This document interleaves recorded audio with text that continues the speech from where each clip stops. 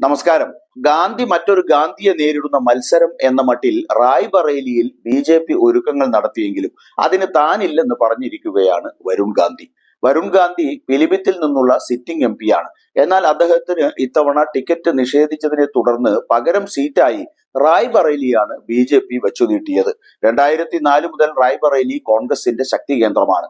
പ്രിയങ്ക ഗാന്ധിയെയാണ് കോൺഗ്രസ് ഇവിടെ മത്സരിപ്പിക്കാൻ കാര്യമായി ആലോചിക്കുന്നത്. അമ്മയും മുൻ കോൺഗ്രസ് അധ്യക്ഷയുമായ സോണിയാഗാന്ധി സീറ്റ് ഒഴിയുകയും ഈ വർഷം ഫെബ്രുവരിയിൽ രാജ്യസഭയിലേക്ക് തെരഞ്ഞെടുക്കപ്പെടുകയും ചെയ്തതോടെയാണ് റായ്ബറേലിയിലേക്ക് പ്രിയങ്കയുടെ പേര് ഉയർന്നു വന്നത്. കോൺഗ്രസ് സ്ഥാനാർത്ഥികളായി ഫിറോസ് ഗാന്ധി, ഇന്ദിരാഗാന്ധി, അരുൺ നെഹ്റു, സോണിയാഗാന്ധി തുടങ്ങിയവരാണ് റായ്ബറേലി മണ്ഡലത്തെ കഴിഞ്ഞ കാലത്ത് പ്രതിനിധീകരിച്ചത്. 2 പതിറ്റാണ്ടോളം തുടർച്ചയായി എം.പിയായ സോണിയ മത്സര രംഗത്തില്ലെന്ന് അറിയിച്ചതിനെ തുടർന്ന് രാജ്യസഭയിലേക്ക് നോമിനേറ്റ് ചെയ്യപ്പെട്ടിരുന്നു. ബി.ജെ.പി. ടിക്കറ്റ് നിഷേധിച്ച വരുൺ ഗാന്ധിയെ പരമ്പരാഗത ഗാന്ധി കോട്ടയായ റായ്ബറേലിയിൽ നിന്ന് മത്സരിപ്പിക്കാൻ ബി.ജെ.പി. ഒരുങ്ങുന്നുവെന്ന ഊഹാപോഹങ്ങൾ കഴിഞ്ഞ ദിവസങ്ങളിൽ ശക്തമായിരുന്നു.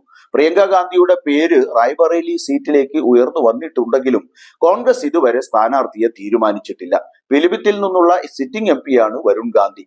ഇത്തവണ അദ്ദേഹത്തിന് ടിക്കറ്റ് നിഷേധിക്കുകയും പകരം ജിതിൻ പ്രസാദിനെ നിയമിക്കുകയും ചെയ്ത സാഹചര്യത്തിലാണ് വരുണിനെ റായ്ബറേലിയിലേക്ക് ബി.ജെ.പി. പരിഗണിച്ചത്. ബി.ജെ.പി. നേതൃത്വത്തിന് അനഭിമതനായ വരുൺ ഗാന്ധിക്ക് എന്തുകൊണ്ടാണ് പിലിഭിത്ത് സീറ്റ് നിഷേധിച്ചതെന്ന് നേതൃത്വം വ്യക്തമാക്കിയില്ലെങ്കിലും യു.പി. സർക്കാരിനെതിരെയും കേന്ദ്രത്തിന്റെ ചില നയങ്ങൾക്കെതിരെയും വരുൺ നടത്തിയ വിമർശനാത്മക പരാമർശങ്ങളാണ് സീറ്റ് തെറിപ്പിച്ചതെന്ന് വ്യക്തമാണ്.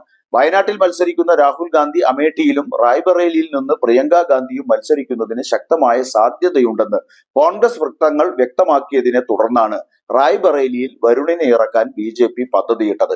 അതാണ് വരുൺ ഗാന്ധിയുടെ നിഷേധത്തോടെ ഇപ്പോൾ പാളിയിരിക്കുന്നത്.